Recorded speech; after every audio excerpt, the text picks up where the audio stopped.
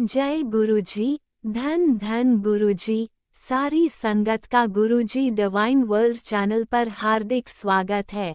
गुरुपा के आशीर्वाद और संगत के विश्वास से हमारा सत्संग गुरु परिवार 11,000 से भी बड़ा हो गया है।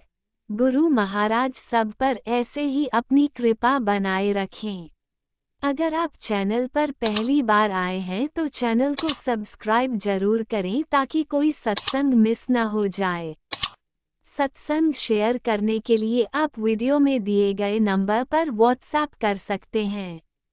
गुरुजी की कृपा से सत्संग साझा करने वाले और सुनने वाले दोनों का भला होता है। दोनों को गुरु जी का आशीर्वाद मिलता है। ना जाने कौन से सत्संग से आपको आपके सवाल का जवाब मिल जाए, इसलिए सत्संग पूरा सुने। सत्संग में अपने शहर का नाम लिखकर अपनी हाजिरी जरूर लगवाएं। गुरुजी से आज्ञा लेते हुए शुरू करते हैं मंत्र जाप से। ओम नमः शिवाय शिवजी सदा सहाय। ओम नमः शिवाय गुरुजी सदा सहाय। जय गुरुजी। शुक्राना गुरुजी। शुरू करते हैं अपने पहले सत्संग से। ओम नमः शिवाय शिवजी सदा सहाय। ओम नमः शिवाय गुरुजी सदा सहाय। जय गुरुजी। शुक्राना गुरुजी। अनंतम अनंतम शुक्राना गुरुजी। गुरुजी डिवाइन वर्ड, प्लीज़ मेरा सत्संग शेयर कर दीजिएगा। आपने 2 सत्संग ही शेयर किए हैं, प्लीज़ कृपया मेरे अगले सत्संग भी शेयर कर दीजिएगा। आपका बहुत बहुत शुक्राना होगा।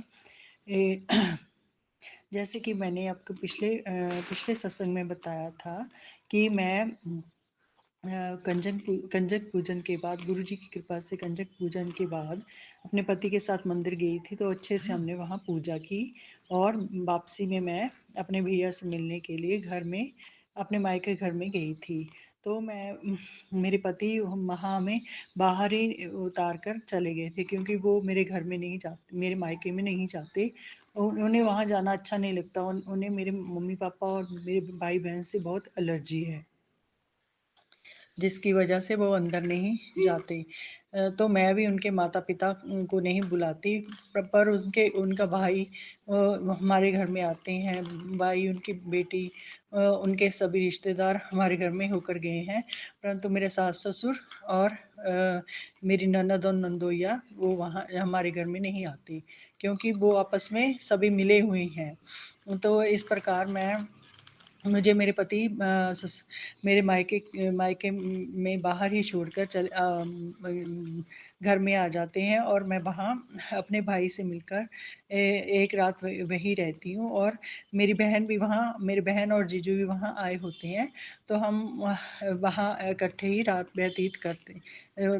मम्मी पापा और इकट्ठे ही रात व्यतीत करते हैं। मेरी मम्मी का 15 अक्टूबर को बर्थडे था। तो हम दोनों बहनें, मेरा एक भाई और 2 बहनें हैं। मेरा भाई बाहर इंग्लैंड में है, तो मेरी बहन चंडीगढ़ में उसकी शादी हुई है, वो भी यहीं आई हुई थी। तो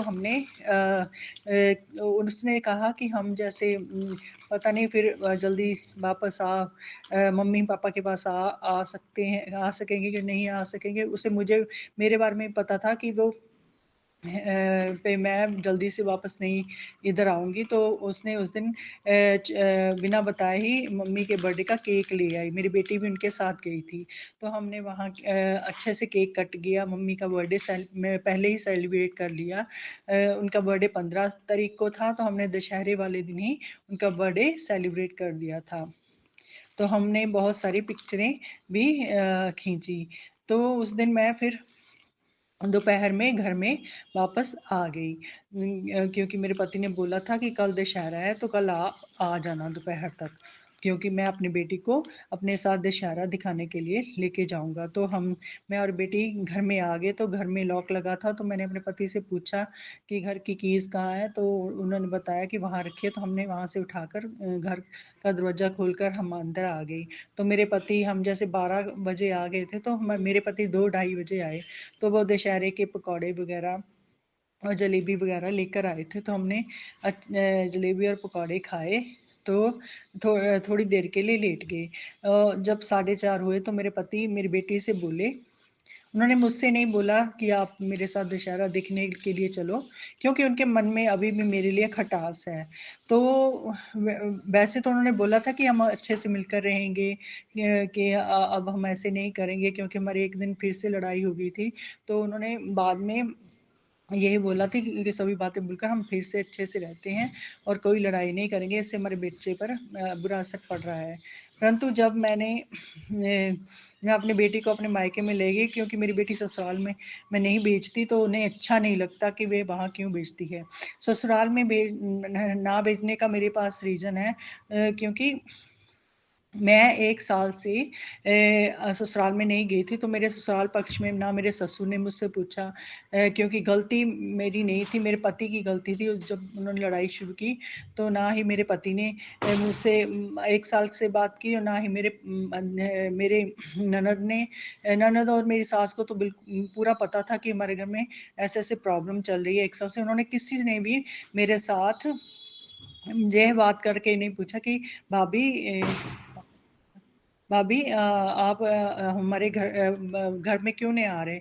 क्योंकि उन्हें सब कुछ पता था, वो अपने भाई का साथ देती है, मेरी सास अपने बेटे का साथ देती है, तो मेरी जेठानी भी बाहर रहती है, मेरा जेठ और उसकी छोटी बेटी मेरी सास के पास रहते हैं, और मेरी जेठानी और उसकी बड़ी बेटी वो बाहर रहती हैं।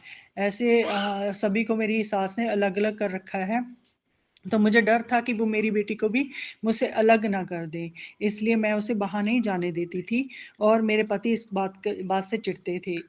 तो मैंने बोल रखा था, जहाँ मेरी इज़्ज़त नहीं है, तो मेरी बेटी भी वहाँ नहीं जाएगी। मेरी बेटी भी वहाँ जाने मेरे बिना जाने के लिए तैयार नहीं थी, जिससे वो मेरे पति बहुत खींचते थे। तो मैं ऐसे करके इधर जब हम अपने नवांशहर आ गए, तो हमारे आपको पता है जैसे कि मेरा ससुराल पक्ष और मायका पक्ष पास में ही है, तो मैं अपने मायके लेके 2 बार ले गई तो अपनी बेटी को, तो मेरे पति खींच गए, तो मुझसे अच्छे से उन दशहरे वाले दिन बात नहीं की। उनके दिल में क्या बात है मुझे उस दिन नहीं पता थी। तो उन्होंने दशहरे में जाने के लिए मेरी बेटी को बोला, मुझसे नहीं बोला, तो मेरी बेटी ने अपने पापा से कहा कि पापा मम्मी को भी हम साथ में लेके जाएंगे, कान में अपने पापा के बोला। तो मेरे पति ने कहा कि आप जाओगे? मैंने कहा हाँ कोई बात नहीं, मैं चलती हूँ, देख लेती हूँ। तो मैं थोड़ी देर के लिए अभी लेट गई, क्योंकि दशहरा को अग्नि दहन रावण को जैसे सूरज छिपने के बाद ही देते हैं, तो अभी बहुत टाइम पड़ा था, अभी 4:30 हुए थे। तो फिर से वो वैसे भी मुझे साथ में लेके नहीं जाना चाहते थे, क्योंकि मेरी सास, मुझे बाद में पता चला कि मेरी सास और मेरे जेठ की छोटी बेटी वहाँ जब अग्निदहन हुआ तो वहीं मौजूद थे, जिसके वजह से मेरे पति मुझे साथ में नहीं लेके जाना चाहते थे। वह अपनी माँ और अपनी भतीजी से मेरी बेटी को मिलाना चाहते थे, परंतु मैं भी तैयार हो गई। तो मुझे उस वक्त तो नहीं पता था, तो मैं अपनी बेटी के साथ चले गई। तो हमने वहाँ अग्निदहन देखा, और खूब एन्जॉय किया, पर एक ही जगह पर मेरे पति ने मेरी बेटी के साथ सेल्फ़ी खींची, पर मुझे उसके बीच में नहीं लिया। तो मुझे बिल्कुल अच्छा नहीं लगा, तो मैं वहाँ कुछ नहीं बोली। तो बाद में हम ऐसे अग्नि दहन के बाद घर वापस आ गए, और बाद में रात को मेरे जेठ और मेरी जेठ की छोटी बेटी साथ में आए, वो दशहरे की बधाई देने के लिए आए थे। तो वो मिठाई का डिब्बा लेकर आए थे, तो उनसे मुझे पता चला कि उस टाइम मेरी सास और मेरे जेठ की छोटी बेटी भी वहाँ गई हुई थी, जिस रीज़न से मेरे पति मुझे साथ में लेकर नहीं जाना चाहते थे। तो मुझे उस वक़्त बहुत बुरा लगा, और मुझे ये भी पता चला कि जो घर में के लिए जलेबी और पकौड़े वग़ैरह लेके आए थे, तो पहले वे वहाँ भी देकर आए थे। क्यों मेरे मेरे माता-पिता से इन्हें इतनी चिढ़ है कि वो तो रास्ते में भी इन्हें मिल जाए, तो वे उन्हें बुलाते नहीं हैं। तो मुझे इतना बुरा लगता है, तो मैं उनके माता-पिता को कैसे बात करूँ उनसे? मुझे अच्छा नहीं लगता। जब मेरे माता-पिता सामने से आते हुए उन्हें वो इग्नोर करते हैं, तो मेरे मन को बहुत दुःख पहुँचता है। तो मैं भी उनके माता-पिता को बिल्कुल भी नहीं बुलाऊँगी, क्योंकि उन्होंने मुझसे 1 साल से नहीं पूछा कि आपके बीच में क्या बात है? क्यों ऐसा कर रहे हो? जबकि उनका पूछना ज़रूरी था। वो अपने बेटे को ही बेटे का ही साथ देते हैं, अपनी बहुओं का साथ बिल्कुल नहीं देते। जिस वजह से वो बहुत खुश हैं कि इनके बीच मतभेद चल रहा है और अच्छे से बात नहीं कर रहे, परंतु इधर-उधर से वो दिखावे के लिए बता रहे हैं कि हम अपनी बहुओं का बहुत करते हैं, पर ऐसा कुछ भी नहीं है। गुरुजी सब जानते हैं। गुरुजी सब देखेंगे। ऐसे गुरुजी प्लीज़ आप मैं आपसे यही प्रार्थना करती हूँ, मेरी यही अरदास है आपके चरणों में कि मेरे पति को सद्बुद्धि दें, वो मेरे बच्चे और मेरी इज़्ज़त करें और हमें ही दोनों को सबसे ज़्यादा प्यार करें। क्योंकि माता-पिता तो हमारे फ़र्ज़ होते हैं, परंतु यदि पति-पत्नी साथ में नहीं होंगे तो उनके साथ ना हों तो उनका आपस में रहने का कोई फ़ायदा नहीं होता। दोनों की ज़िंदगी अस्त-व्यस्त हो जाती है। बच्चे की तो ज़िंदगी ख़राब ही होती है, हस्बैंड वाइफ़ की भी ज़िंदगी अस्त-व्यस्त हो जाती है। ये सब बातें ससुराल वालों को भी समझनी चाहिए कि बहुएँ भी अपना घर-बार छोड़कर घर-बार छोड़कर उन्हें अपना माता-पिता मानकर वहाँ आती हैं, परंतु जब उन्हें वो सम्मान नहीं मिलता, बेशक बहुएँ जितना मर्ज़ी उनका कर लें, उन्हें वो सम्मान नहीं देते जो उन्हें मिलना चाहिए। मैंने अपने सास-ससुर का इतना किया, मेरे माता-पिता भी पास में रहते थे, जबकि मैंने उन्हें उतना दर्जा नहीं दिया, जितना कि मैंने अपने सास-ससुर को दिया। मेरे माता-पिता भी मुझसे यही बार-बार बोलते थे कि हमसे पहले तुम्हारे माता-पिता हैं, परंतु उन्होंने मेरा कुछ भी नहीं देखा, उन्होंने मुझे धोखा दिया। मेरी ननद को मैं इतना प्यार करती तो वो भी आपस में रले हुए थे, तो मुझे बिल्कुल भी अच्छा नहीं लगता है कि सारा का सारा परिवार आपस में रले हुए थे। तो भगवान गुरुजी इन्हें ज़रूर देखेंगे। इन्होंने जो मेरा 1 साल क्या, अभी भी मेरे पति के साथ मेरा रिश्ता वैसे ही है।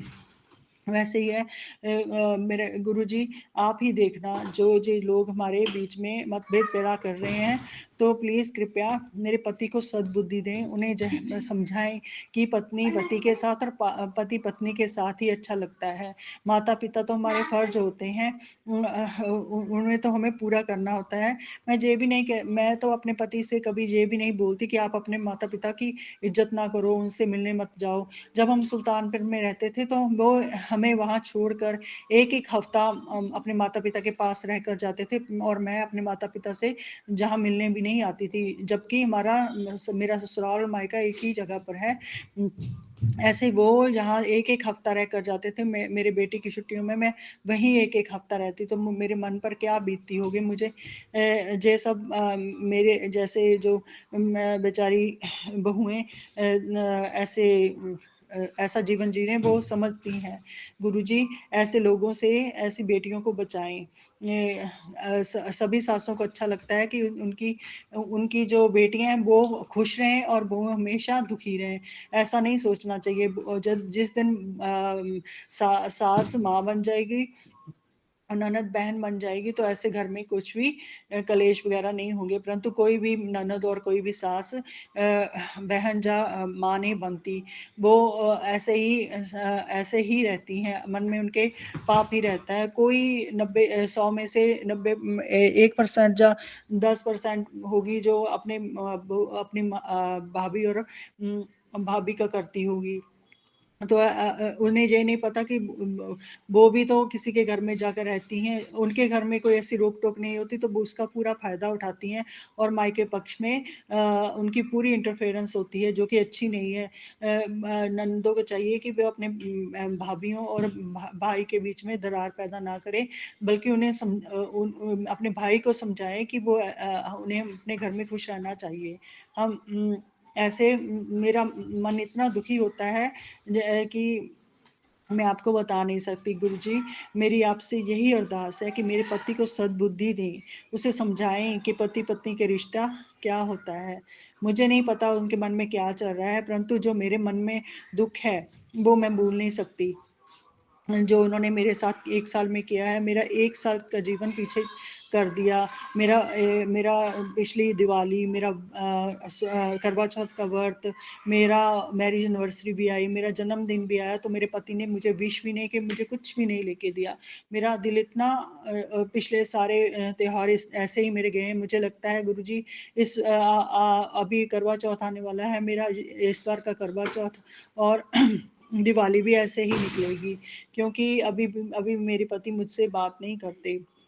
उन्हें अच्छा नहीं लगता कि मैं अपनी बेटी को वहाँ लेकर गई, तो उन्होंने मुझसे फिर से घर में आकर लड़ाई की कि मैं वहाँ अपनी बेटी को नहीं जाने दूंगा। मैंने भी बोल दिया कि ठीक है, मैं अपनी बेटी को मायके में नहीं लेके जाऊंगी, आप मेरी बेटी को ससुराल में नहीं लेके जाओगे।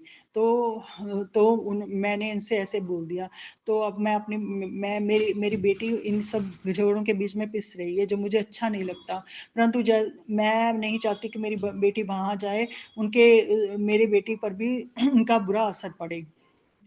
तो ऐसे गुरुजी प्लीज मुझे इन लोगों से बचाना, मुझे मेरे ससुराल पक्ष से दूर ही रखना, क्योंकि यदि ये मेरी जिंदगी में वापस आए तो मेरी जिंदगी फिर से तबाह हो जाएगी। मुझे बाहर ही रखना, इनसे दूर ही रखना। कृपा मेरे पति को गुरुजी सद्बुद्धि दें, उन्हें समझाएं कि अभी हम तीनों बाहर रह रहे हैं तो हम खुश रहें। मैंने उनसे इस बात पर भी बात की थी कि चलो हम सब कुछ छोड़ते हैं, हम आपस में खुश रहेंगे, और हमारी बेटी पर गलत असर पड़ रहा है तो हम उसे भी खुश रखेंगे, परंतु उनके मन से पाप नहीं निकलता। तो मैं इसके मेरे पति को अब गुरुजी ही सुधार सकते हैं, मैं अब कुछ नहीं कर सकती। मैंने तो सब कुछ अपने गुरुजी पर छोड़ दिया है। गुरुजी आप ही अब मेरे पति को देखना, आप ही उसे समझाना कि उसके के लिए क्या अच्छा है। तो मैं आपसे यही प्रार्थना करूंगी, मेरी आपके चरणों में अरदास है कि मेरे पति को सद्बुद्धि दें, उसे अपने बच्चे और पत्नी के साथ अच्छे से रहना सिखाएं। गुरुजी मैं आपसे को बार यही प्रार्थना करती हूँ, क्योंकि मेरा 1 साल बीत गया, मेरे पिछले त्योहार भी ऐसे ही गए हैं। मुझे लगता है कि इस बार भी मेरा करवा चौथ और मेरी दिवाली ऐसे ही निकलेंगी। तो मेरे 2 साल ऐसे ही बर्बाद हो गए। तो लोग तो इन त्योहारों पर बहुत खुशियां मनाते हैं। करवा चौथ पर पति और पत्नी एक साथ दूसरे के साथ खुश रहते हैं, परंतु मेरा करवा चौथ इस बार भी गुरुजी ऐसे ही निकलेगा। मैं गुरुजी से पूछती हूँ मेरी दिवाली और करवा चौथ ऐसे ही निकलेगा। गुरुजी प्लीज दया करें, मेरे पति को सद्बुद्धि दें, करवा चौथ से पहले उनके दिमाग को सेट कर दें, जो कि हमारे करवा चौथ और दिवाली एक साथ अच्छे से निकल जाए। इसी के साथ मैं अपना शुक्राना सत्संग को आज के दिन यहीं विराम करती हूँ। अगले नए सत्संग के साथ मैं आपके सामने फिर से हाजिर होंगी।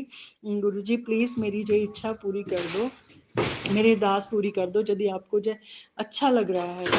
क्योंकि बोलते हैं ना कि गुरुजी से मांगो नहीं मानो, तो गुरुजी जैसे आपको अच्छा लग रहा है आप वैसे ही करना। इसी के साथ मैं अपना सत्संग विराम करना चाहूंगी मंत्रोच्चारण के साथ। ओम नमः शिवाय, शिवजी सदा सहाय। ओम नमः शिवाय, गुरुजी सदा सहाय। जय गुरुजी, शुक्राना गुरुजी। जय गुरुजी, अनंतम अनंतम शुक्राना मेरे गुरुपा। सुना आपने कैसे करिश्मा करते हैं हमारे गुरुजी। चलो अब सुनते हैं अगले प्यारे से सत्संग को। शुक्राना शुक्राना शुक्राना गुरुजी। जय गुरुजी, शुक्राना गुरुजी। जय गुरुजी संगत जी। मैं आज आपके सामने अपना शुक्राना सत्संग शेयर करना चाहती हूँ, और अपना शुक्राना सत्संग शेयर करने से पहले मैं गुरुजी का पावन मंत्र जाप करना चाहूँगी। ओम नमः शिवाय, शिवजी सदा सहाय। ओम नमः शिवाय, गुरुजी सदा सहाय। ओम नमः शिवाय, शिवजी सदा सहाय। ओम नमः शिवाय, गुरुजी सदा सहाय। संगत जी, मुझे भी गुरुजी महाराज ने ये दात बख्शी है कि मुझे 9 दिन शुक्राना सत्संग शेयर करना है। मैं गुरुजी महाराज से माफ़ी मांगना चाहती हूँ कि मैं सिर्फ एक बार ही शुक्राना सत्संग शेयर कर पाई हूँ। तो अब मैं आज अपना दूसरा शुक्राना सत्संग शेयर कर रही हूँ। संगत जी, मैंने अपने पिछले सत्संग में बताया था कि मैं अपनी बहन को लेकर हॉस्पिटल गई थी, क्योंकि उसके पैरों में बहुत तकलीफ़ हो रही थी। तो मैंने गुरुजी महाराज जी से अरदास लगाई थी कि गुरुजी महाराज उसके पैरों को जल्दी ही ठीक कर दे। और मैंने कहा था कि मुझे पूरा विश्वास है कि गुरुजी महाराज बहुत जल्दी ही उसे ठीक कर देंगे। तो संगत जी, अब मेरी बहन के पैरों में आराम आना शुरू हो गया है। इसके लिए मैं गुरुजी महाराज को अनंतम अनंतम अनंतम शुक्राना कहना चाहती हूँ।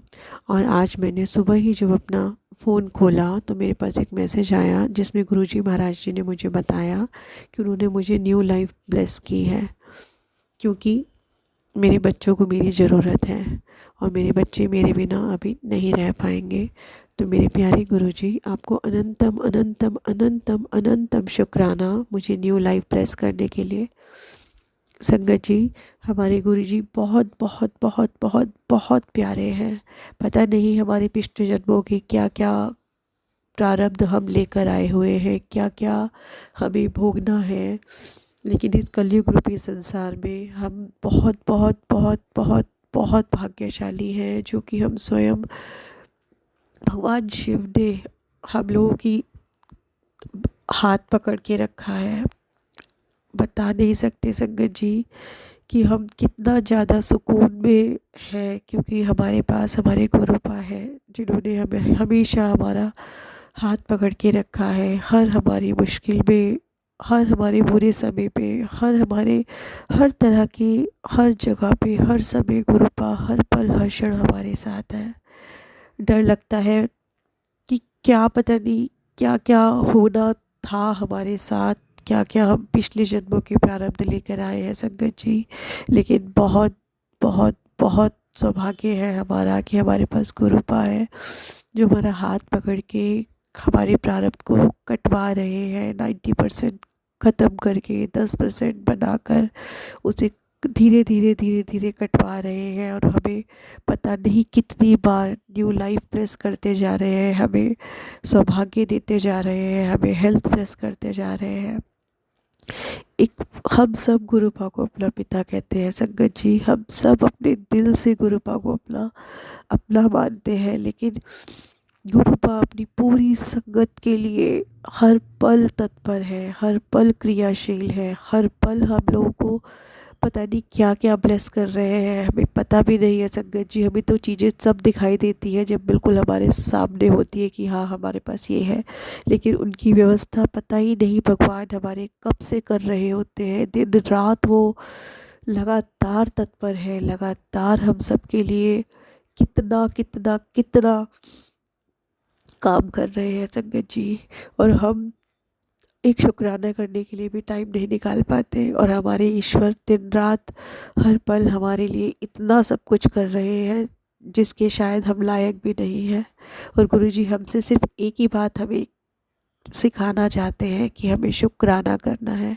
और शुक्राना तो एक इतनी अच्छी एक तरीका है हमें अपने भगवान को आभार दिखाने का, कि हमारे भगवान जो हमारे लिए इतना सब कुछ करते हैं और बदले में हमसे कुछ भी नहीं चाहते, सिर्फ एक शुक्राना। वो भी एक अच्छी आदत वो हम सब लोगों को सिखाना चाहते हैं कि भगवान को तो हमें शुक्राना करना ही चाहिए, लेकिन इस दुनिया में रहकर भी हमें हमेशा हमारे गुरुपा नीवा होके चलना सिखाते हैं, और हमेशा ये कहते हैं कि कोई भी तुम्हारे साथ बुरा कर रहा है तुम तब भी उसके साथ बुरा ना करो। क्योंकि अगर तुम जैसे को तैसा करोगे, बुरे लोगों को बुरी तरह ही जवाब दोगे, तो तुम अपने कर्म बनाते जाओगे, और फिर ये कर्म काटने के लिए फिर दोबारा से मुश्किलें होंगी। जिस तरह से अभी हमें गुरुपा की मिलने के बाद 10% कर्म काटने में भी प्रॉब्लम होती है संगत जी। सोचो 90% तो हमारे कितने सद्भाग्य है कि गुरुजी महाराज हमारे 90% कटवा देते हैं, अपने आप ही काट देते हैं, और 10% भी हम जो काट रहे होते हैं हमारे को काटने के लिए हमारी जान निकलती है संगत जी। तो इसीलिए गुरुजी महाराज हमें इतने प्यारे वचन देते हैं, इतनी प्यारी बातें सिखाते हैं कि आप किसी के लिए बुरा मत करो, हमेशा चंगे कर्म करो। कोई कुछ भी तुम्हारे साथ कर रहा है तुम उसे माफ़ कर दो, हमेशा नीवा होके चलो, और हमेशा सिर्फ हमसे शुक्राना करने के लिए कहते हैं गुरुपा, जो हम पता नहीं क्यों भूल जाते हैं।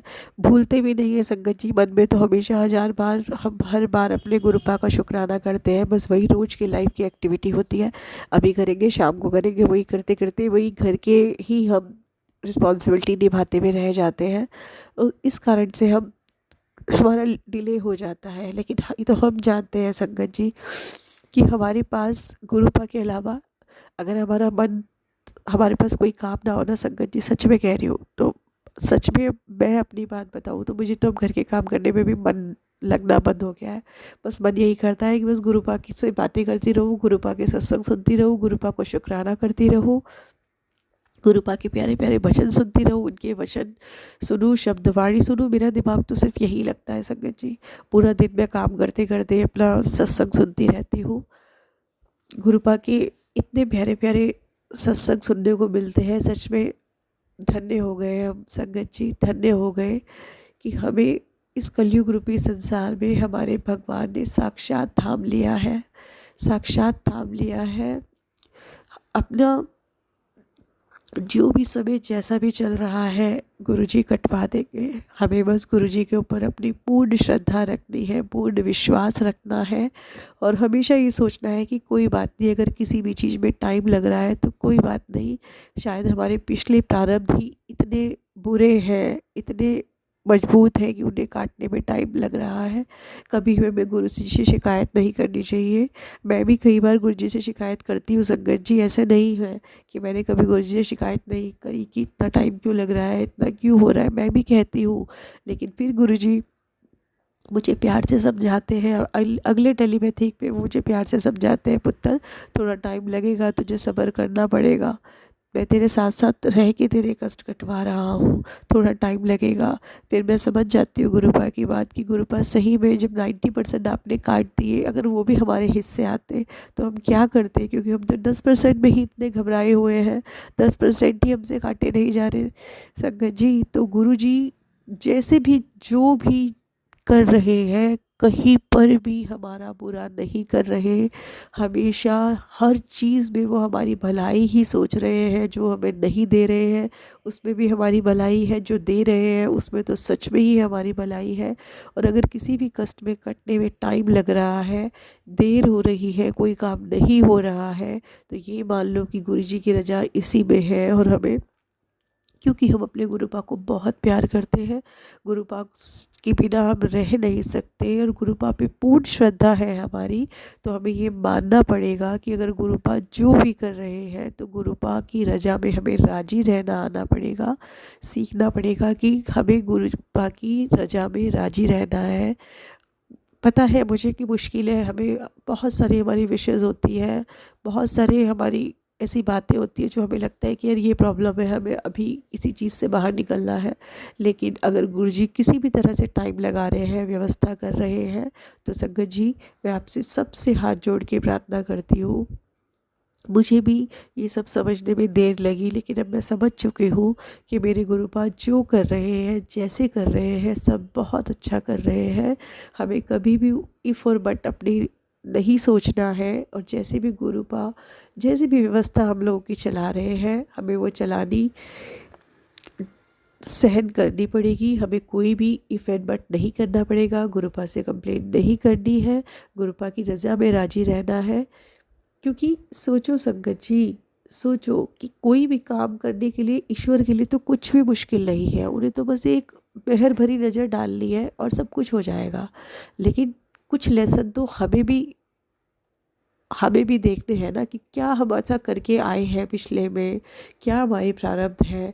तो कुछ लेसन तो हमारे द्वारा कुछ लोगों को मिल रहे होंगे, हमें भी मिल रहे हैं, कुछ लोगों को भी मिल रहे होंगे कि हाँ यार पिछले जन्म के कुछ ऐसे कष्ट होते हैं तो ऐसे भी भोगने पड़ते हैं। तो सही है, गुरुजी ने अगर हाथ पकड़ के हमें बाहर निकालने की जिम्मेदारी ले ली है, और हर पल वो हमारे साथ, हर पल अंग संग है, हमें इतने प्यार से दुखों में से भी बाहर निकाल लेते हैं संगत जी, तो और हमें क्या ही चाहिए। हमें तो पूर्ण श्रद्धा, पूर्ण समर्पण के साथ गुरुजी को बस शुक्राना करते रहना चाहिए, और उनकी रजा में राजी रहना चाहिए। मेरे साथ भी कितनी बार ऐसा हुआ है कि कुछ कुछ ऐसी दुर्घटनाएं होती है जो कि ऐसे लगता है कि अभी गए, लेकिन फिर कहीं ना कहीं संभाल लेते हैं हमारे गुरुपा। एक बार मैं ऐसे ही बाहर जा रही थी संगत जी, बाहर कूड़े वाले भैया आए थे, मैं कूड़ा बाहर देने के लिए जा रही थी, तो वो थोड़ा जल्दी में थे, तो मैंने भी थोड़े कदम तेज बढ़ाए कि यार कहीं वो निकल ना जाए, मैं उनको फटाफट से वो पकड़ा दूँ। लेकिन अचानक से संगत जी मेरा इतनी तेज पैर स्लिप हुआ कि, और अगर मैं गिर जाती तो पता नहीं कितनी देर जाके मुझे लगती, और पता नहीं कहाँ कहाँ मुश्किल हो जाती, शायद हड्डी भी फ्रैक्चर हो जाती। बट गुरुपा ने ऐसे ही बीच में, मुझे ऐसा लगा जैसे किसी ने थाम लिया और मैं वहीं की वहीं रुक गई, और मैंने कहा जय गुरु जी।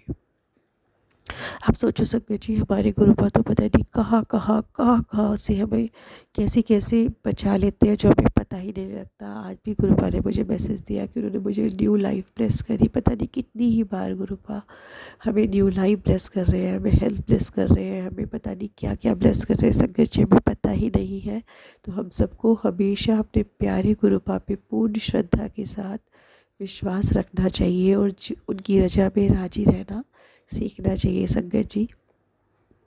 अब इसी के साथ मैं अपने प्यारे से गुरुपा को अनंतम अनंतम अनंतम अनंतम अनंतम शुक्राना कहना चाहती हूँ। मेरे गुरुपा आपके हर पल हमारे साथ रहने के लिए, हमारे अंग संग रहने के लिए, मुझे न्यू लाइफ ब्लेस करने के लिए, मेरे पति, मेरे बच्चे, मेरे भाई बहनों सबका ख्याल रखने के लिए, हमेशा मुझे अपना प्यारा बच्चा कहने के लिए, हमेशा मेरे अंग संग रहने के लिए, हमेशा मेरे जब भी उदास हो मुझे चुप कराने के लिए, मुझे इतने प्यारे प्यारे पॉजिटिव मैसेज देने के लिए आपका अनंतम अनंतम अनंतम शुक्राना गुरुपा।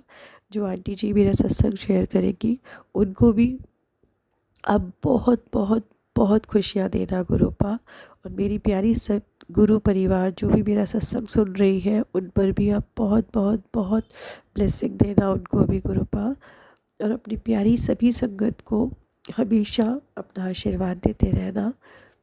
और अब मंत्र जाप के साथ मैं अपना सत्संग यही विराम करूँगी और अगले सत्संग की तैयारी करूँगी।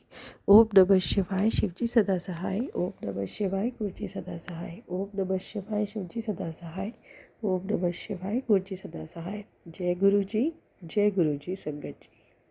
ओम नमः शिवाय, शिवजी सदा सहाय। ओम नमः शिवाय, गुरुजी सदा सहाय। चलिए अब सुनते हैं अगले सत्संग को। ओम नमः शिवाय, शिवजी सदा सहाय। ओम नमः शिवाय, गुरुजी सदा सहाय। शुक्राना गुरुजी। जय गुरु जी साथ संगत जी। मैं स्टरिया तो बोल रही हूँ। मैं अपना शुक्राना सत्संग गुरु जी दे मंत्र जाप ਨਾਲ स्टार्ट करना चाहांगी। ओम नमः शिवाय, शिव जी सदा साई। ओम नमः शिवाय, गुरु जी सदा साई।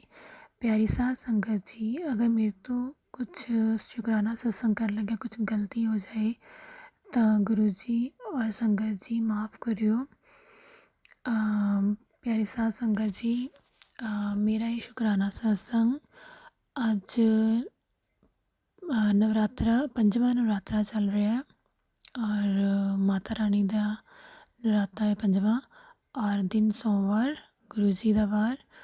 और साथ संगत जी, मैं अपना शुक्राना सत्संग पिछले दिन की गल कर रही हाँ। चौथे नवराते थे असी साध संगत जी संडे वाले दिन असी गए सी मंदिर जाना सीगा असी। और मेरे हसबैंड कल कहते कि तू 5 बजे तक तैयार हो जाई, असी मंदिर चलांगे। प्यारी साध संगत जी, असी बच्चों के नाल मंदिर जा रहे सी ते मैं गुरु जी ने कहा कि की करो कि गुरु जी कि तुसी नाल ही चलियो तो नाल ही वापस आयो, अपना एहसास अपनी बच्ची नूं दियो। तो साध संगत जी तुसी घरों बाहर निकले तो उदों ही गुरु जी दियाँ ब्लैसिंग स्टार्ट हो गई। एंजल नंबर दिखने शुरू हो गए, जो भी 777 ट्रिपल नहीं सॉरी साध संगत 33 44 इदा साध संगत जी एंजल नंबर दिखने शुरू हो गए। तो साध संगत जी असी जिदा ही मैं इन्होंने कहा, मैं क्या तुसीं ना मंत्र जाप लगा दो गड्डी विच। इन्होंने मंत्र जाप लगा दिता ਤੇ ਉਹ ਸਾਡੀ ਜਿਹੜੀ ਗੱਡੀ ਸੀਗੀ ਸਾਧ ਸੰਗਤ ਜੀ ਬਿਲਕੁਲ ਬੰਦ, ਸਾਰੇ ਸ਼ੀਸ਼ੇ ਵਗੈਰਾ ਸਭ ਕੁਛ ਬੰਦ ਸੀਗੇ। ਤੇ ਮੈਨੂੰ ਨਾ ਗੁਰੂ ਜੀ ਦੇ ਨਾ ਫਰੈਗਰੈਂਸ ਫੀਲ ਹੋਈ ਫਲਾਵਰਸ ਦੀ ਨਾ, ਜਿੱਦਾਂ ਮੈਨੂੰ ਇੱਦਾਂ ਲੱਗਦਾ ਜਿੱਦਾਂ ਰੂਹ ਅਫਜ਼ਾ ਨਹੀਂ ਆਪਾਂ ਗੁਲਾਬ ਦਾ ਪੀਂਦੇ ਹੈਗੇ, ਉੱਦਾਂ ਦੀ ਸਮੈਲ ਆਈ ਮੈਨੂੰ। ਅਤੇ ਮੈਨੂੰ ਪਹਿਲਾਂ ਵੀ ਸਾਧ ਸੰਗਤ ਜੀ ਬੜੀ ਵਾਰੀ ਗੁਰੂ ਜੀ ਨੇ ਆਪਣੀ ਫੀਲ ਕਰਵਾਈ ਇਹ ਫਲਾਵਰਸ ਦੀ। ਗੁਰੂ ਜੀ ਕਹਿੰਦੇ ਵੀ ਨੇ ਕਿ ਮੈਂ ਤੈਨੂੰ ਕਿੰਨੀ ਵਾਰੀ ਅਹਿਸਾਸ ਕਰਵਾਇਆ, ਪਰ ਮੈਂ ਇੰਨੀ ਬੇਵਕੂਫ, ਇੰਨੀ ਮੂਰਖ ਹਾਂ ਨਾ, ਆਪਣੇ ਆਪ ਨੂੰ ਇਹੀ ਕਹਾਂਗੀ ਸਾਧ ਸੰਗਤ ਜੀ, ਮੈਨੂੰ ਪਤਾ ਹੀ ਨਹੀਂ ਚੱਲਦਾ ਹੈਗਾ। ਮੈਂ ਪੁੱਛਣ ਲੱਗ ਜਾਂਦੀ ਇਹਨਾਂ ਨੂੰ ਕਿ ਤੁਹਾਨੂੰ ਆਈ। ਇੱਕ ਦਿਨ ਸਾਧ ਸੰਗਤ ਜਿੱਦਾਂ ਹੀ ਬਾਹਰ ਵੀ ਸੀਗੇ ਖੜ੍ਹੇ, ਅਤੇ ਉਦੋਂ ਵੀ ਮੈਨੂੰ ਫਰੈਗਰੈਂਸ ਆਈ। ਅਤੇ ਮੈਂ ਆਪਣੇ ਹਸਬੈਂਡ ਨੂੰ ਕਿਹਾ ਕਿ ਤੁਹਾਨੂੰ ਵੀ ਆਈ ਹੈ? ਕਹਿੰਦੇ ਹਾਂਜੀ ਮੈਨੂੰ ਵੀ ਆਈ। ਇਹ ਕਹਿੰਦੇ ਨਹੀਂ ਪਰਫਿਊਮ ਸੁੱਟਿਆ ਕਿਸੇ ਨੇ, ਕਿ ਅਸੀਂ ਅਪਾਰਟਮੈਂਟ 'ਚ ਰਹਿੰਦੇ ਨਾ ਸਾਧ ਸੰਗਤ ਜੀ, ਅਤੇ ਨੀਚੇ ਖੜ੍ਹੇ ਸੀ। ਕਹਿੰਦੇ ਕਿ ਅਪਾਰਟਮੈਂਟ 'ਚ ਤੁਹਾਨੂੰ ਪਤਾ ਹੀ ਹੈ ਲੋਕ ਵਿੰਡੋਜ਼ ਵਗੈਰਾ ਓਪਨ ਹੁੰਦੀਆਂ ਹਰ ਕਿਸੇ ਦੀਆਂ, ਅਤੇ ਕਹਿੰਦੇ ਨਹੀਂ ਕਿਸੇ ਨੇ ਨਾ ਪਰਫਿਊਮ ਸੁੱਟਿਆ ਹੋਇਆ, ਉਹਦੀ ਸਮੈਲ ਆ ਰਹੀ ਹੈ। ਅਤੇ ਮੈਂ ਉਦੋਂ ਵੀ ਸਾਧ ਸੰਗਤ ਜੀ ਇਗਨੋਰ ਕੀਤਾ। ਮੈਂ ਕਿਹਾ ਅੱਛਾ ਪਰਫਿਊਮ ਹੋਣਾ। ਮਤਲਬ 2-3 ਵਾਰੀ ਇੱਦਾਂ ਸਾਧ ਸੰਗਤ ਜੀ ਗੁਰੂ ਜੀ ਨੇ ਆਪਣੀ ਫੀਲ ਕਰਵਾਈ ਮੈਨੂੰ ਪ੍ਰੈਜ਼ੈਂਸ, ਪਰ ਮੈਨੂੰ ਮੂਰਖ ਨੂੰ ਨਹੀਂ ਪਤਾ ਲੱਗਾ। ਇੰਨੀ ਮੂਰਖ ਹਾਂ ਕਿ ਫੀਲ ਹੀ ਨਹੀਂ ਕਰ ਪਾਈ। ਔਰ ਸਾਧ ਸੰਗਤ ਜੀ ਕੱਲ੍ਹ ਮੰਦਰ ਜਾਂਦੇ ਸਮੇਂ ਮੈਨੂੰ ਗੁਰੂ ਜੀ ਦੀ ਸਾਕਸ਼ਾਤ ਫੀਲਿੰਗ ਮਹਿਸੂਸ ਹੋਈ। ਮੈਂ ਗੁਰੂ ਜੀ ਨੂੰ ਕਹਿੰਦੀ, ਗੁਰੂ ਜੀ ਪਲੀਜ਼ ਸਭ ਨੂੰ ਸਾਧ ਸੰਗਤ ਜੀ ਨੂੰ ਫਲਾਵਰਸ ਦੀ ਆਉਂਦੀ ਹੈ, ਮੈਨੂੰ ਕਿਉਂ ਨਹੀਂ ਆਉਂਦੀ? ਜਦ ਕਿ ਬੇਵਕੂਫ ਹੀ ਕਿ ਸਮਝ ਹੀ ਨਹੀਂ ਆਉਂਦੀ ਸੀਗੀ। ਗੁਰੂ ਜੀ ਤਾਂ ਦੱਸਦੇ ਸੀਗੇ। ਫਿਰ ਸਾਧ ਸੰਗਤ ਜੀ ਜਿਵੇਂ ਗੱਡੀ ਵਿੱਚ ਸਮੈਲ ਆਉਣੀ, ਖੁਸ਼ਬੂ ਆਉਣੀ ਸ਼ੁਰੂ ਹੋਈ, ਅਤੇ ਮੈਨੂੰ ਬੜੀ ਵਧੀਆ ਲੱਗੀ। ਆਈ ਜਸਟ ਥੋੜ੍ਹਾ ਜਿਹਾ ਟਾਈਮ ਜੇ ਆਉਂਦੀ ਹੈ, ਜਿੱਦਾਂ 2 ਸੈਕਿੰਡ ਹੀ, 2-3 ਸੈਕਿੰਡ। ਅਤੇ ਮੈਂ ਇਹਨਾਂ ਨੂੰ ਕਿਹਾ, ਮੈਂ ਕਿਹਾ ਤੁਹਾਨੂੰ ਆਈ ਹੈ? ਇਹ ਕਹਿੰਦੇ ਹਾਂ ਆਈ ਹੈ। ਕਹਿੰਦੇ ਉਹ ਜਿਹੜਾ ਮੈਂ ਨਾ ਇਹਨਾਂ ਨੇ ਗੱਡੀ ਵਿੱਚ ਸਾਧ ਸੰਗਤ ਜੀ ਇੱਕ ਐਰੋਪਲੇਨ ਲਗਾਇਆ ਹੋਇਆ, ਉਹ ਜਦੋਂ ਲਾਈਟ ਪੈਂਦੀ ਨਾ ਸੂਰਜ ਦੀ, ਅਤੇ ਉਹ ਆਪਣੇ ਆਪ ਉਹ ਚੱਲਣ ਲੱਗ ਜਾਂਦਾ ਹੈ। ਕਹਿੰਦੇ ਇਹ ਜਿਹੜਾ ਐਰੋਪਲੇਨ ਹੈ ਇਹਦੇ ਵਿੱਚੋਂ ਕਈ ਵਾਰ ਸਮੈਲ ਆਉਂਦੀ ਹੈ, ਖੁਸ਼ਬੂ ਆਉਂਦੀ ਹੈ। ਅਤੇ ਮੈਂ ਕਿਹਾ ਅੱਛਾ ਠੀਕ ਹੈ। ਫਿਰ ਮੈਨੂੰ ਲੱਗਦਾ ਪਿਆ ਸੀ, ਮੈਂ ਕਿਹਾ ਨਹੀਂ ਇਹ ਗੁਰੂ ਜੀ ਨੇ। ਮੈਂ ਇਹਨਾਂ ਨੂੰ ਕਿਹਾ, ਮੈਂ ਕਿਹਾ ਵਿੰਡੋਜ਼ ਬੰਦ ਨੇ? ਕਹਿੰਦੇ ਹਾਂ ਵਿੰਡੋਜ਼ ਬੰਦ ਨੇ। ਮੈਂ ਕਿਹਾ ਫਿਰ ਬਸ ਗੁਰੂ ਜੀ ਨੇ। ਮੈਂ ਕਿਹਾ ਮੈਨੂੰ ਜੇ ਵਿੰਡੋਜ਼ ਓਪਨ ਹੁੰਦੀਆਂ ਨਾ, ਮੈਂ ਫਿਰ ਸੋਚਣਾ ਹੀ ਨਹੀਂ ਬਾਹਰੋਂ ਕਿਤੋਂ ਆ ਗਈ ਹੋਣੀ ਕਿਤੋਂ। ਫਿਰ ਸਾਧ ਸੰਗਤ ਜੀ ਜਿੱਦਾਂ ਹੀ ਮੈਂ ਗੁਰੂ ਜੀ ਨੂੰ ਸ਼ੁਕਰਾਨਾ ਕਰ ਰਹੀ ਸੀ ਨਾ, ਮੈਂ ਕਿਹਾ ਜੈ ਗੁਰੂ ਜੀ, ਸ਼ੁਕਰਾਨਾ ਗੁਰੂ ਜੀ। ਉਸੇ ਟਾਈਮ ਹੀ ਮੈਂ ਗੁਰੂ ਜੀ ਤੁਸੀਂ ਹੋ ਨਾ, ਗੁਰੂ ਜੀ ਤੁਸੀਂ ਹੋ ਨਾ। ਉਸੇ ਟਾਈਮ ਹੀ ਸਾਧ ਸੰਗਤ ਜੀ ਬਿਲਕੁਲ ਨਾਲ ਦੀ ਲਾਗੇ ਗੱਡੀ ਗਈ, ਸਾਡੇ ਬਿਲਕੁਲ ਨਾਲ ਹੀ ਟ੍ਰੈਫਿਕ ਦਾ ਜਾਮ ਜਿਹਾ ਹੋ ਗਿਆ ਸੀ ਨਾ, ਲਾਈਟਸ ਆ ਗਈਆਂ ਅਤੇ ਗੱਡੀਆਂ ਸਾਰੀਆਂ ਰੁਕ ਗਈਆਂ ਸੀਗੀਆਂ। ਅਤੇ ਸਾਧ ਸੰਗਤ ਜੀ 777 ਵਾਲੀ ਗੱਡੀ ਬਿਲਕੁਲ ਮੇਰੇ ਨਾਲ ਸਾਡੀ ਗੱਡੀ ਦੇ ਨਾਲ ਆਈ। ਮੈਨੂੰ ਫਿਰ ਪੂਰਾ ਇੱਕਦਮ 100% ਸ਼ੋ ਹੋ ਗਿਆ। ਮੈਂ ਕਿਹਾ ਗੁਰੂ ਜੀ ਤੁਸੀਂ ਹੋ। ਗੁਰੂ ਜੀ ਤੁਹਾਡੀ ਇੰਨੀ ਮੂਰਖ ਇਸ ਬੇਵਕੂਫ ਕੁੜੀ ਨੂੰ ਮਾਫ਼ ਕਰਿਓ ਕਿ ਤੁਹਾਡੀ ਫੀਲਿੰਗ ਮੈਂ ਸਮਝ ਹੀ ਨਹੀਂ ਪਾਉਂਦੀ ਸੀਗੀ। ਅੱਜ ਗੁਰੂ ਜੀ ਨੇ ਸਾਕਸ਼ਾਤ ਮੈਨੂੰ ਦੱਸ ਦਿੱਤਾ ਕਿ ਹਾਂ ਬੇਵਕੂਫ ਮੈਂ ਹੀ ਹਾਂ। ਕਿਉਂ ਨਹੀਂ ਸਮਝ ਆਉਂਦੀ ਤੈਨੂੰ? ਇੰਨੀ ਵਾਰੀ ਇਸ਼ਾਰੇ ਦਿਨਾ ਸਮਝ ਨਹੀਂ ਆਉਂਦੀ। ਗੁਰੂ ਜੀ ਮਾਫ਼ ਕਰਿਓ ਇਸ ਪਾਗਲ ਬੱਚੀ ਨੂੰ ਆਪਣਾ ਦੱਸਣ ਲਈ। ਗੁਰੂ ਜੀ ਮੈਨੂੰ ਨਹੀਂ ਪਤਾ ਲੱਗਦਾ, ਗੁਰੂ ਜੀ ਆਪਣੀ ਬੱਚੀ ਨੂੰ ਮਾਫ਼ ਕਰਿਓ। ਔਰ ਫਿਰ ਸਾਧ ਸੰਗਤ ਜੀ ਇਹ ਫਰੈਗਨੈਂਸ ਸਾਧ ਸੰਗਤ ਜੀ ਪਹਿਲਾਂ ਮੈਨੂੰ ਆਈ। ਫਿਰ ਜਿੱਦਾਂ ਹੀ ਅਸੀਂ ਮੰਦਿਰ ਦੇ ਕੋਲ ਪਹੁੰਚਣ ਲੱਗੇ, ਜਿੱਦਾਂ ਹੀ ਮੰਦਿਰ ਦੇ ਲਾਗੇ ਪਹੁੰਚ ਗਏ, ਉਸ ਟਾਈਮ ਫਿਰ ਆਈ ਮੈਨੂੰ। ਮੈਂ ਫਿਰ ਇੰਨੀ ਮੂਰਖ, ਮੈਂ ਫਿਰ ਇਹਨਾਂ ਨੂੰ ਕਹਿ ਬੈਠੀ, ਮੈਂ ਕਿਹਾ ਤੁਹਾਨੂੰ ਆਈ? ਕਹਿੰਦੇ ਹਾਂ ਮੈਨੂੰ ਆਈ, ਥੋੜ੍ਹੀ ਜਿਹੀ ਆਈ, ਮਾੜੀ ਜਿਹੀ। ਮੈਂ ਕਿਹਾ ਅੱਛਾ ਠੀਕ ਹੈ। ਮੈਂ ਫਿਰ ਕੁਛ ਰਿਐਕਸ਼ਨ ਨਹੀਂ ਕੀਤਾ। ਮੈਂ ਕਿਹਾ ਠੀਕ ਹੈ। ਮੈਂ ਕਿਹਾ ਜੈ ਗੁਰੂ ਜੀ, ਸ਼ੁਕਰਾਨਾ ਗੁਰੂ ਜੀ। ਫਿਰ ਸਾਧ ਸੰਗਤ ਜੀ ਜਦੋਂ ਮੰਦਿਰ ਅੰਦਰ ਐਂਟਰ ਹੋਣ ਲੱਗੇ, ਤਾਂ ਸਭ ਤੋਂ ਪਹਿਲਾਂ ਜੋ ਗੇਟ ਓਪਨ ਹੀ ਕਰਨ ਲੱਗੇ ਮੰਦਿਰ ਦਾ, ਅਤੇ ਸਾਹਮਣੇ ਹੀ ਓਮ ਦੇ ਦਰਸ਼ਨ ਹੋਏ। ਗੇਟ ਦੇ ਉੱਤੇ ਹੀ ਉਹਨਾਂ ਨੇ ਓਮ ਬਣਾਇਆ ਹੋਇਆ ਸੀ। ਫਿਰ ਬਾਕੀ ਅੰਦਰ ਜਦੋਂ ਗਏ, ਮੱਥਾ ਟੇਕਿਆ, ਤਾਂ ਅੰਦਰ ਵੀ ਓਮ ਦੇ ਦਰਸ਼ਨ, ਸਾਰੇ ਭੋਲੇਨਾਥ ਜੀ ਦੇ, ਮਾਂ ਦੁਰਗਾ ਦੇ, ਕ੍ਰਿਸ਼ਨ ਜੀ ਦੇ ਸਾਰੇ ਸਰੂਪ ਉੱਥੇ ਹਾਜ਼ਰ ਸੀਗੇ। ਗੁਰੂ ਜੀ ਦਾ ਮੈਂ ਅਨੰਤਮ ਸ਼ੁਕਰਾਨਾ ਕਰਨੀ ਹੈ ਕਿ ਆਪਣੀ ਬੱਚੀ ਨੂੰ ਇੰਨੀ ਬਲੈਸਿੰਗ ਦੇ ਦਿੱਤੀ, ਆਪਣੀ ਬੱਚੀ ਨੂੰ। ਔਰ ਸਾਧ ਸੰਗਤ ਜੀ ਫਿਰ ਉੱਥੇ ਜਦੋਂ ਅਸੀਂ ਲੰਗਰ ਪ੍ਰਸ਼ਾਦ ਕੀਤਾ, ਅਤੇ ਮੈਨੂੰ ਉੱਥੇ ਜਗ੍ਹਾ ਨਹੀਂ ਮਿਲੀ ਬੈਠਣ ਲਈ ਨਾ, ਮੈਂ ਇੱਕ ਚੇਅਰ 'ਤੇ ਬੈਠ ਗਈ। ਫਿਰ ਮੇਰੇ ਹਸਬੈਂਡ ਜੀ ਨੇ ਕਿਹਾ ਕਿ ਸੋਨੀਆ ਅੰਦਰ ਆ ਜਾਓ, ਪਰਲੀ ਸਾਈਡ ਪਿੱਛੇ ਪਾਸੇ, ਅਸੀਂ ਉੱਥੇ ਲੰਗਰ ਕਰ ਲੈਂਦੇ ਹਾਂ। ਅਤੇ ਸਾਧ ਸੰਗਤ ਜੀ ਜਿੱਦਾਂ ਹੀ ਪਿਛਲੀ ਸਾਈਡ ਗਏ, ਜਿੱਥੇ ਥੋੜ੍ਹੇ ਜਿਹੇ ਬੈਠੇ ਹੋਏ ਸੀ, ਉੱਥੇ ਸਿਰਫ 5-6 ਜਾਂ 7 ਜਣੇ ਸੀਗੇ ਲੰਗਰ ਪ੍ਰਸ਼ਾਦ ਜੋ ਖਾ ਰਹੇ ਸੀ। ਅਤੇ ਸਾਧ ਸੰਗਤ ਜੋ ਅੱਗੇ ਵਾਲੀ ਸੰਗਤ ਜੋ ਮੰਦਿਰ ਦੇ ਅੱਗੇ ਬੈਠੀ ਹੋਈ ਸੀ, ਲੰਗਰ ਪ੍ਰਸ਼ਾਦ ਖਾ ਰਹੀ ਸੀ, ਉਹਨਾਂ ਨੂੰ ਚਲੋ ਜਿੱਦਾਂ ਵੀ ਲੰਗਰ ਪ੍ਰਸ਼ਾਦ ਸਭ ਮਿਲਿਆ। ਪਰ ਸਾਧ ਸੰਗਤ ਜਦੋਂ ਪਿੱਛੇ ਵਾਲੇ ਬੈਠੇ ਸਾਹਮਣੇ ਦੇਖ ਲਓ ਕਿ ਗੁਰੂ ਜੀ ਨੇ ਮੈਨੂੰ ਪਕੌੜਾ ਪ੍ਰਸ਼ਾਦ ਵੀ ਪਕੌੜਾ ਪ੍ਰਸ਼ਾਦ ਮਿਲਿਆ। ਮੈਂ ਕਿਹਾ ਗੁਰੂ ਜੀ ਇਹ ਤੁਸੀਂ ਹੋ ਜੋ ਮੈਨੂੰ ਪਕੌੜਾ ਪ੍ਰਸ਼ਾਦ, ਫਿਰ ਪ੍ਰਸ਼ਾਦ, ਕੜਾਹ ਪ੍ਰਸ਼ਾਦ ਸਭ ਕੁਛ ਲੰਗਰ ਪ੍ਰਸ਼ਾਦ ਸਭ ਕੁਛ ਇੰਨਾ ਵਧੀਆ ਗੁਰੂ ਜੀ ਨੇ ਆਪਣਾ ਬਲੈਸਿੰਗ ਦਿੱਤੀਆਂ। ਫਿਰ ਸਾਧ ਸੰਗਤ ਜਦੋਂ ਅਸੀਂ ਮੰਦਿਰ ਦੇ ਬਾਹਰ ਆਏ, ਜਿੱਦਾਂ ਹੀ ਬਾਹਰ ਨਿਕਲੇ ਹੀ ਹਾਂ ਉਸੇ ਟਾਈਮ ਹੀ 2-3 ਕਦਮ ਚੱਲੀ ਮੈਂ ਅਤੇ ਨਾਲ ਹੀ ਸਾਧ ਸੰਗਤ ਜੀ 777 ਵਾਲੀ ਗੱਡੀ ਉੱਥੇ ਖੜ੍ਹੀ ਹੋਈ ਸੀ।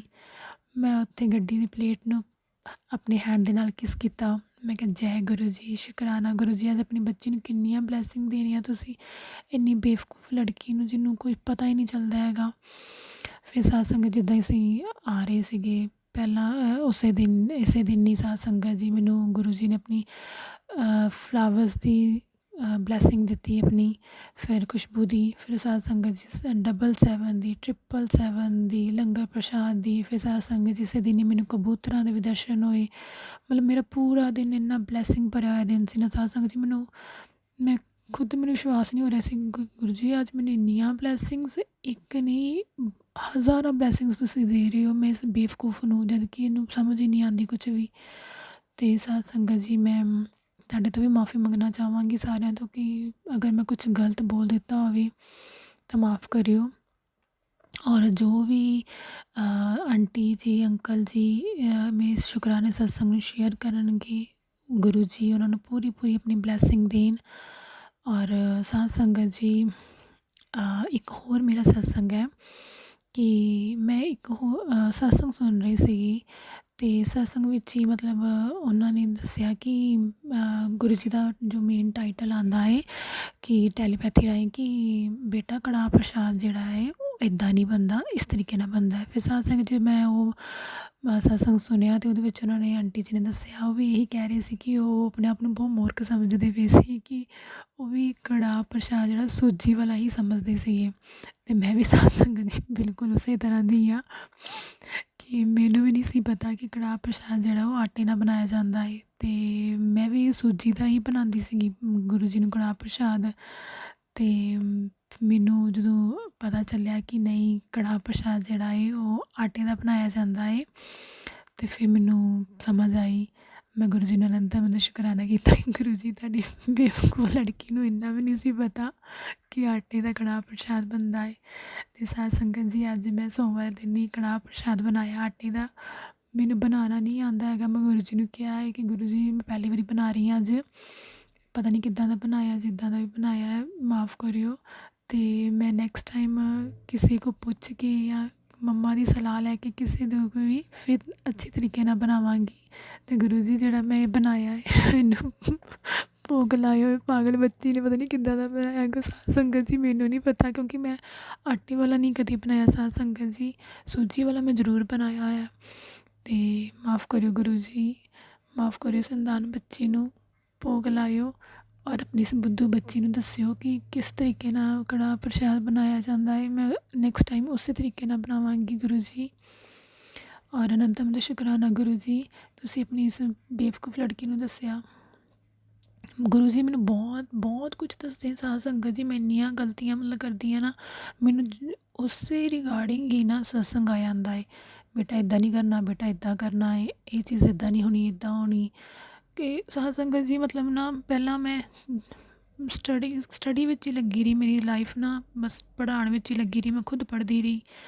ਔਰ ਬਾਅਦ ਵਿੱਚ ਜਿੱਦਾਂ ਹੀ ਮੇਰੀ ਸਟੱਡੀ ਮਤਲਬ ਨਾਲ ਮੈਂ ਸਟੱਡੀ ਕਰਦੀ ਰਹੀ ਔਰ ਨਾਲ ਹੀ ਮੈਂ ਜੋਬ ਕਰਦੀ ਰਹੀ, ਨਾਲ ਹੀ ਮੈਂ ਬੱਚਿਆਂ ਨੂੰ ਟਿਊਸ਼ਨਸ ਵੀ ਦਿੰਦੀ ਰਹੀ ਔਰ ਜੋਬ ਵੀ ਕਰਦੀ ਰਹੀ। ਅਤੇ ਸਾਧ ਸੰਗਤ ਜੀ ਮਤਲਬ ਦਿਮਾਗ ਨਾ ਇੰਨਾ ਹੈ ਹੀ ਨਹੀਂ ਸੀਗਾ ਮਤਲਬ ਕਿ ਮੈਂ ਕੁਛ ਚੀਜ਼ ਦੀ ਮੈਨੂੰ ਨੌਲੇਜ ਹੋਵੇ, ਮਤਲਬ ਆਪਣੇ ਆਪ ਨੂੰ ਬਸ ਇੰਨਾ ਹੀ ਕਿ ਲਾਈਫ ਹੀ ਰੱਖੀ ਸੀ, ਕੋਈ ਨੌਲੇਜ ਨਹੀਂ ਸੀ ਘਰ ਦੀ, ਸਭ ਕੁਛ ਮੰਮੀ ਪਾਪਾ 'ਤੇ ਡਿਪੈਂਡ ਸੀਗਾ ਕਿ ਮੰਮੀ ਪਾਪਾ ਜੋ ਕਰਨਗੇ ਅੱਛਾ ਕਰਨਗੇ, ਬਸ ਇੰਨਾ ਸੀਗਾ। ਖਾ ਲਿਆ ਪੀ ਲਿਆ, ਸਕੂਲ ਚਲ ਗਏ, ਜੋਬ ਤੋਂ ਆ ਗਏ, ਜੋਬ ਬੱਚਿਆਂ ਨੂੰ ਪੜ੍ਹਾ ਲਿਆ, ਇਹ ਕਰ ਲਿਆ, ਬਸ ਇੰਨੀ ਕੁ ਲਾਈਫ ਸੀਗੀ ਸਾਧ ਸੰਗਤ ਜੀ, ਕੁਛ ਨਹੀਂ ਨੌਲੇਜ ਸੀਗੀ। ਬਟ ਜਿੱਦਾਂ ਹੀ ਮੈਰਿਜ ਹੋਈ, ਮੈਰਿਜ ਤੋਂ ਬਾਅਦ ਪੂਰੀ ਲਾਈਫ ਚੇਂਜ ਹੋ ਗਈ, ਜੋ ਚੀਜ਼ਾਂ ਮੈਂ ਕਦੀ ਸੋਚੀਆਂ ਨਹੀਂ ਸੀ ਉਹ ਚੀਜ਼ਾਂ ਮੇਰੇ ਨਾਲ ਹੋਈਆਂ। ਔਰ ਅੱਛਾ ਐਕਸਪੀਰੀਅੰਸ ਵੀ ਰਿਹਾ, ਬੈਡ ਐਕਸਪੀਰੀਅੰਸ ਵੀ ਬਹੁਤ ਜ਼ਿਆਦਾ ਰਿਹਾ। ਬਹੁਤ ਅਕਲ ਆਉਂਦੀ ਹੈ ਧੱਕੇ ਖਾ ਕੇ, ਠੋਕਰਾਂ ਖਾ ਕੇ। ਕਹਿੰਦੇ ਕਿ ਬਦਾਮਾਂ ਨਾਲ ਅਕਲ ਆਉਂਦੀ ਹੈ, ਬਦਾਮਾਂ ਨਾਲ ਅਕਲ ਨਹੀਂ ਆਉਂਦੀ ਹੈਗੀ, ਠੋਕਰਾਂ ਨਾਲ ਅਕਲ ਆਉਂਦੀ ਸਾਧ ਸੰਗਤ ਜੀ। ਔਰ ਠੋਕਰਾਂ ਨੇ ਮੈਨੂੰ ਬਹੁਤ ਕੁਝ ਸਿਖਾਇਆ ਔਰ ਜ਼ਿਆਦਾ ਸਿਖਾਇਆ ਇਹ ਬਲੈਕ ਮੈਜਿਕ ਕਰਨ ਵਾਲਿਆਂ ਨੇ, ਇਹਨਾਂ ਨੇ ਬਹੁਤ ਕੁਝ ਸਿਖਾ ਦਿੱਤਾ ਜੋ ਕਦੀ ਸੋਚਿਆ ਹੀ ਨਹੀਂ ਸੀਗਾ ਕਿ ਬਲੈਕ ਮੈਜਿਕ ਵੀ ਕੋਈ ਚੀਜ਼ ਹੁੰਦੀ ਹੈ। ਇਹਨਾਂ ਨੇ ਇਸ ਘਰ ਮੇਰੀ ਲਾਈਫ ਨੂੰ ਇੰਨਾ ਡਿਸਟਰੋਏ ਕਰ ਦਿੱਤਾ ਨਾ ਇਸ ਬਲੈਕ ਮੈਜਿਕ ਨੇ ਕਿ ਉਥਲ ਪੁਥਲੀ ਮਚਾ ਦਿੱਤੀ ਸਾਰੀ। ਪਰ ਚਲੋ ਮੈਂ ਗੁਰੂ ਜੀ ਦਾ ਉਹ ਵੀ ਅਨੰਤਮ ਸ਼ੁਕਰਾਨਾ ਕਰਦੀ ਹਾਂ ਕਿ ਗੁਰੂ ਜੀ ਉਹਨਾਂ ਬੇਵਕੂਫਾਂ ਦੇ ਕਰਕੇ ਤੁਸੀਂ ਸਾਡੀ ਜ਼ਿੰਦਗੀ ਵਿੱਚ ਆਏ, ਤੁਸੀਂ ਅਪਣਾਇਆ। ਸਾਧ ਸੰਗਤ ਜੀ, ਮੇਰੀ ਫੈਮਿਲੀ ਜੋ ਹੈ ਉਹ ਪਹਿਲਾਂ ਤੋਂ ਹੀ ਬਹੁਤ ਸਪਿਰਿਚੁਅਲ ਹੈ। ਮੇਰੀ ਮੰਮਾ ਪਾਪਾ ਬਹੁਤ ਜ਼ਿਆਦਾ ਮਤਲਬ ਪਰਮਾਤਮਾ 'ਤੇ ਬਹੁਤ ਯਕੀਨ ਕਰਦੇ ਆ, ਭੋਲੇਨਾਥ ਜੀ ਦਾ ਤਾਂ ਬਹੁਤ ਜ਼ਿਆਦਾ, ਕਿਉਂਕਿ ਮੈਂ ਆਪਣੀ ਮੰਮਾ ਦੇ ਅਕੋਰਡਿੰਗ ਹੀ ਭੋਲੇਨਾਥ ਜੀ ਨਾਲ ਜੁੜੀ। ਮੇਰੀ ਮੰਮਾ ਭੋਲੇਨਾਥ ਜੀ ਨੂੰ ਬਹੁਤ ਜ਼ਿਆਦਾ ਮੰਨਦੇ ਸੀਗੇ ਨਾ, ਫਾਸਟ ਰੱਖਦੇ ਸੀ, ਨਰਾਤੇ ਰੱਖਣੇ ਉਹਨਾਂ ਨੇ, ਸਾਵਨ ਦਾ ਪੂਰਾ ਮੰਥ ਰੱਖਣਾ ਉਹਨਾਂ ਨੇ। ਫਿਰ ਉਹਨਾਂ ਤੋਂ ਹੀ ਜਿੱਦਾਂ ਸਿੱਖਿਆ ਲੈ ਲੈ ਕੇ ਵੀ ਮੈਂ ਵੀ ਛੋਟੀ ਹੁੰਦੀ ਤੋਂ ਹੀ ਗੁਰੂ ਜੀ ਨਾਲ ਜੁੜ ਗਈ। ਅਤੇ ਗੁਰੂ ਜੀ ਦਾ ਮੇਰੇ ਨਾਲ ਇੰਨੀਆਂ ਬਲੈਸਿੰਗਸ ਬਹੁਤ ਮਿਲਦੀਆਂ ਰਹੀਆਂ ਨੇ, ਬਹੁਤ। ਪਰ ਇਹ ਨਿਦਾਨ ਸੀ ਜਦੋਂ ਨਹੀਂ ਪਤਾ ਲੱਗਦਾ ਸੀ ਇੰਨੀਆਂ ਗੱਲਾਂ ਦਾ। ਪਰ ਹੁਣ ਜਦੋਂ ਇਹ ਬਲੈਕ ਮੈਜਿਕ ਵਾਲਿਆਂ ਨੇ ਜਦੋਂ ਜ਼ਿਆਦਾ ਹੀ ਆਪਣਾ ਕੁਝ ਕਰ ਦਿੱਤਾ ਤਾਂ ਗੁਰੂ ਜੀ ਮਤਲਬ ਕਿ ਉਹੀ ਨਾ ਕਿ ਇਨਸਾਨ ਦੇ ਰੂਪ ਵਿੱਚ ਧਰਤੀ 'ਤੇ ਆਏ ਅਤੇ ਹੁਣ ਸਾਡੇ ਵਿੱਚ ਸਾਕਸ਼ਾਤ ਵਿਰਾਜਮਾਨ ਨੇ, ਸਾਡੇ ਘਰ ਵਿੱਚ ਸਰੂਪ ਦੇ ਰੂਪ ਵਿੱਚ ਵਿਰਾਜਮਾਨ ਨੇ। ਜਦੋਂ ਗੁਰੂ ਜੀ ਨੂੰ ਆਵਾਜ਼ ਮਾਰੋ, ਗੁਰੂ ਜੀ ਗੁਰੂ ਜੀ ਗੁਰੂ ਜੀ ਕਹਿ ਦਿਓ, ਗੁਰੂ ਜੀ ਉਸੇ ਟਾਈਮ ਹਾਜ਼ਰ ਹੋ ਜਾਂਦੇ ਨੇ। ਜਦ ਕਿ ਇੰਨਾ ਮੈਂ ਕਹਿੰਦੀ ਹਾਂ ਕਿ ਸਾਡੇ ਮੰਮੀ ਪਾਪਾ ਵੀ ਨਹੀਂ ਆਵਾਜ਼ ਮਾਰੀਏ ਕਿ ਮੰਮਾ ਆ ਜਾਓ, ਮੰਮਾ ਤੋਂ ਨਹੀਂ ਵਿਚਾਰੇ ਆ ਸਕਦੇ। ਅਸੀਂ ਮੈਂ ਸਾਧ ਸੰਗਤ ਜੀ ਬਰੋਡ ਰਹਿੰਦੀ ਆਸਟ੍ਰੇਲੀਆ, ਮੈਂ ਦੁਖੀ ਹੋਵਾਂਗੀ ਅਤੇ ਮੈਂ ਆਵਾਜ਼ ਮਾਰਾਂਗੀ ਮੰਮਾ ਆ ਜਾਓ, ਤਾਂ ਕਿੱਥੇ ਆ ਸਕਦੇ ਨੇ, ਨਹੀਂ ਆ ਸਕਦੇ। ਪਰ ਉਹ ਗੁਰੂ ਜੀ ਨੇ ਆਵਾਜ਼ ਮਾਰੋ ਬੰਦ ਕਰਕੇ, ਗੁਰੂ ਜੀ ਗੁਰੂ ਜੀ ਗੁਰੂ ਜੀ ਉਸੇ ਟਾਈਮ ਹਾਜ਼ਰ ਕਿ ਪੁੱਤਰ ਤੂੰ ਇਕੱਲੀ ਨਹੀਂ ਹੈਗੀ, ਮੈਂ ਤੇਰੇ ਨਾਲ ਹਾਂ। Thank you so much Guru ji, love you Guru ji. ਆਪਣੀ ਬੱਚੀ ਨੂੰ ਆਪਣਾ ਪਿਆਰ ਦੇਣ ਲਈ ਇਹ ਪਿਆਰ, ਇਹ ਆਸ਼ੀਰਵਾਦ, ਇਹ ਬਲੈਸਿੰਗ ਸਾਰੀ ਸਾਧ ਸੰਗਤ ਜੀ ਨੂੰ ਦਿਓ ਗੁਰੂ ਜੀ। ਸਾਰਿਆਂ ਨੂੰ ਘਰ ਖੁਸ਼ੀਆਂ ਦਿਓ, ਜਿਨ੍ਹਾਂ ਦੇ ਜੋ ਲੇਡੀਜ਼ ਬੱਚਿਆਂ ਲਈ ਦੱਸਦੀਆਂ ਹੈ ਗੁਰੂ ਜੀ, ਉਹਨਾਂ ਨੂੰ ਬੱਚਿਆਂ ਦੀ ਬਲੈਸਿੰਗ ਦਿਓ। ਜਿਨ੍ਹਾਂ ਨੂੰ ਪੈਸੇ ਦੀ ਕਮੀ ਹੈ ਗੁਰੂ ਜੀ, ਉਹਨਾਂ ਨੂੰ ਪੈਸੇ ਦੀ ਕਮੀ ਪੂਰੀ ਕਰੋ। ਜਿਨ੍ਹਾਂ ਨੂੰ ਹੈਲਥ ਸਭ ਤੋਂ ਜ਼ਰੂਰੀ, ਤਾਂ ਸਭ ਤੋਂ ਜ਼ਿਆਦਾ ਗੁਰੂ ਜੀ ਹੈਲਥ ਹੀ ਜ਼ਰੂਰੀ ਹੈ। ਜੇ ਹੈਲਥ ਹੈ ਤਾਂ ਸਭ ਕੁਝ ਹੈ। ਸਭ ਨੂੰ ਗੁਰੂ ਜੀ ਹੈਲਥ ਬਖਸ਼ਿਸ਼ ਕਰਿਓ ਗੁਰੂ ਜੀ। ਆਪਣੀ ਬੱਚੀ 'ਤੇ ਆਪਣਾ ਆਸ਼ੀਰਵਾਦ ਬਣਾਈ ਰੱਖਿਓ ਗੁਰੂ ਜੀ। ਮਾफ़ करियो साध संगत जी। और गुरु जी मैं बस यही कहना चाहूँगी, अपनी बच्ची ते हमेशा अपना आशीर्वाद बनाई रखियो, पूरी साध संगत अपना आशीर्वाद बनाई रखियो गुरु जी। मैं ताड़ी बच्ची इत्थे कल्ली है गुरु जी, प्लीज़ मेरे नाल भी कोई संगत जोड़ दो गुरु जी। कोई जिहड़ी ताड़ी संगत है मेरे नाल जोड़ दो गुरु जी। मैं भी सत्संग सुनना चाहनी हाँ गुरु जी, जाना चाहनी हाँ, ताड़ियां ब्लैसिंग्स लेना चाहनी हाँ गुरु जी। किरपा करो प्लीज़ गुरु जी।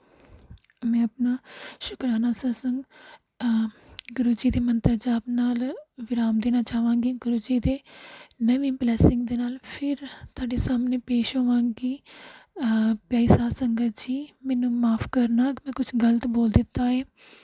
और मंत्र जाप स्टार्ट करते हैं साध संगत जी, तुसीं भी मेरे नाल साथ दिओ। ओम नमः शिवाय शिव जी सहसाई, ओम नमः शिवाय गुरु जी सहसाई, ओम नमः शिवाय शिव जी सहसाई, ओम नमः शिवाय गुरु जी सहसाई, ओम नमः शिवाय शिव जी सहसाई, ओम नमः शिवाय गुरु जी सदा साई। जय गुरु जी, लव यू गुरु जी। इसी शुक्राना सत्संग के साथ आज के सत्संग को विराम देते हैं।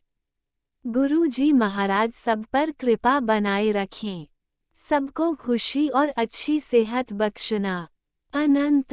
अनंतम शुक्राना गुरु जी। जय गुरु जी।